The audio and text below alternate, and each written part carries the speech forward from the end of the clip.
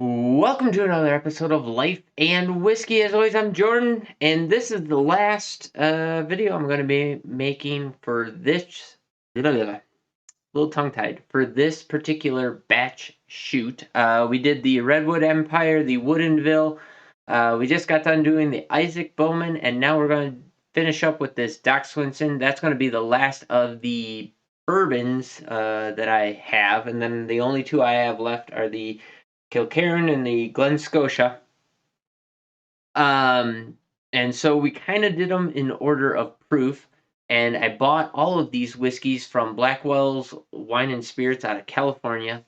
Um, and got some decent prices on some stuff and pretty happy about that. So jumped up in the price category. This is Doc Swinson's Alter Ego triple cask. Is that correct? Yes, triple cask. Let's see here. I'll read you some numbers here. Formula number 1362425. DSP is WA-21083. Coming in at 57.3% or 114.6 proof. This is release number 22-004, so I'm guessing that's the fourth batch of the year 2022. This is bottle number 1186. And it's a straight bourbon whiskey finished in sherry and cognac casks. And it is, I think it's finished in 3 different casks. This is also coming out of Washington. See, I'll just read this to kill the dead airspace while I'm looking for an age statement. Non-chilled filtered, of course. This bottle contains the highest proof edition of Doc Swinson's Alter Ego triple cask ever released. An extraordinary mingling of bourbon finished in 3 types of European casks: Oloroso sherry, Pedro Manas sherry, and cognac. Normally, triple cask is bottled in the mid-90s. However, this higher proof release really emphasizes the boldness of the finishing casks, a treat normally only Doc Swinson's master blender gets to experience. Enjoy this limited release at cask strength. So, we have a cask strength release here. If I'm not mistaken, which, I very well could be, it tends to happen. So, no age statement that I saw on here. I believe they take and put the bourbon into each of those 3 casks and then blend them together at the end rather than taking a bourbon, putting it into oh no, that wouldn't make sense because then it couldn't be called a bourbon. I was gonna say, if they took the distillate and put it into each of those 3 casks and then blend them together at the end, rather than taking the bourbon distillate, putting it into new oak first, pulling it out, then putting it into a second barrel and a third barrel, and so on and so forth. But legally, to be a bourbon, it has to go into new oak first. Now, there is no age requirement, so technically they legally could just take and drill a hole in a cask and just dump the bourbon in and let it drain out, and technically that is enough to satisfy the bourbon requirement, the legal requirement to be a bourbon. But I don't really know. I didn't research it all, so who cares? What I do know is we have 114 proof bourbon that is finished in cognac and sherry casks, and picked this up for $85 at Blackwell's Wine and Spirits in California. Had it shipped to my house, which, if you've been paying attention, I'm a fan of. So I had Doc Swinson's on my list. I still have a couple on my list. This particular bottling was not on the list, but this was the only bottle that they had at Blackwell's. And to be honest, As I said, my wife and I are into the whole finished bourbon slash finished whiskey scene, and so when I saw this, I wanted it.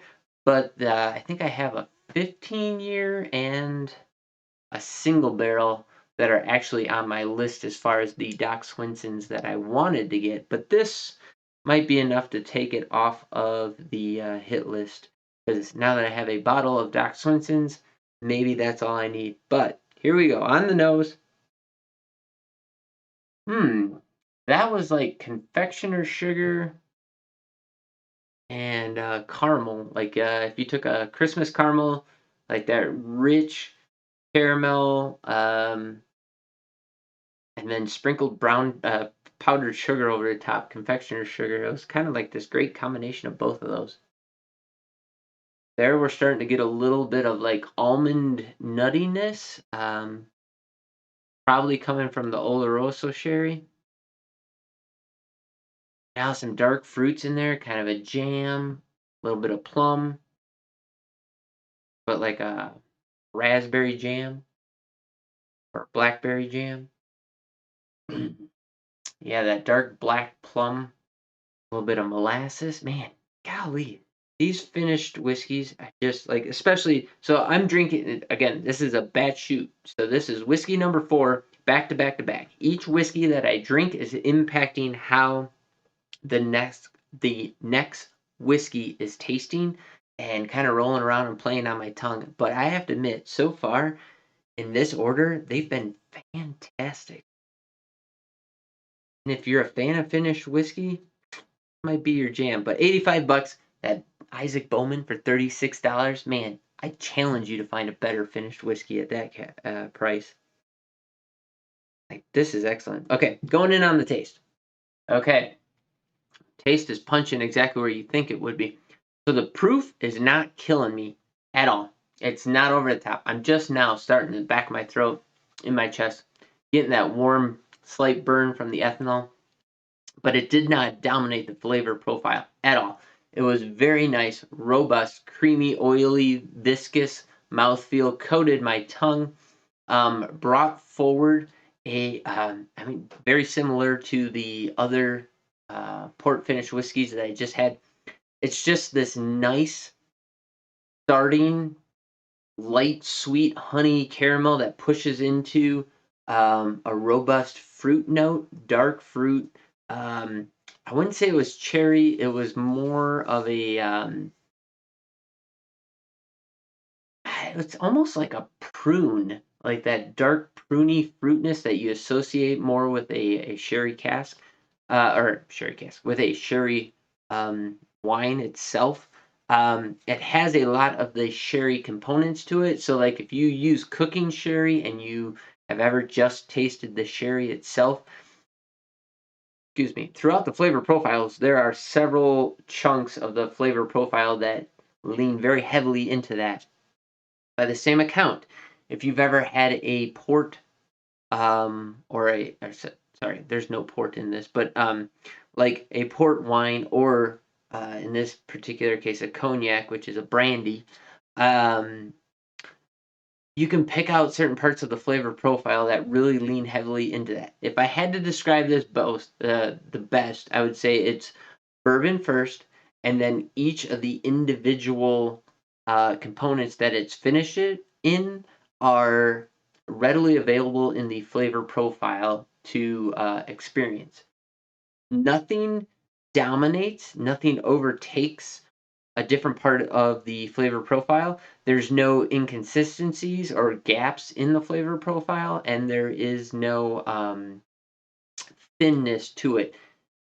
It's just an amazingly put together whiskey start to finish. Now, if you watch a lot of other reviews on YouTube about this particular whiskey, for many people it's a nothing burger. Maybe that's the bottle, maybe that's the day they're drinking it or whatever, or maybe I'm just turning into a fanboy. I don't know, but what I do know is that this particular bottle sitting before me at the moment is really doing it for me. I mean, this is excellent. Oh, now we're starting to get like a caramel bomb, cotton candy almost, sweet, sugary, confectioner sugar sweetness out of my right nostril here. Oh man, I'm digging that. Left nostril goes a little darker, kind of almost into the molasses. There's no real fruit or floweriness on the nose for me right at this moment. It's just leaning into those sweet notes quite a bit. I'm liking it. Ooh, that was brown sugar off the top of the glass. Going back in. Graham cracker that time. Ethanol showed up a little bit in the middle. And a honey. Man, there's just a lot going on in that. There's a lot to pick out. It's just like flavor, flavor, flavor, flavor, flavor. Then each one of the, every time I'm saying flavor, it's like a different note altogether. So it's like graham cracker, but then there's a caramel, but then there's a honey, and then there's like the sherry notes starting to push through. Golly, that's good. That is a well blended whiskey.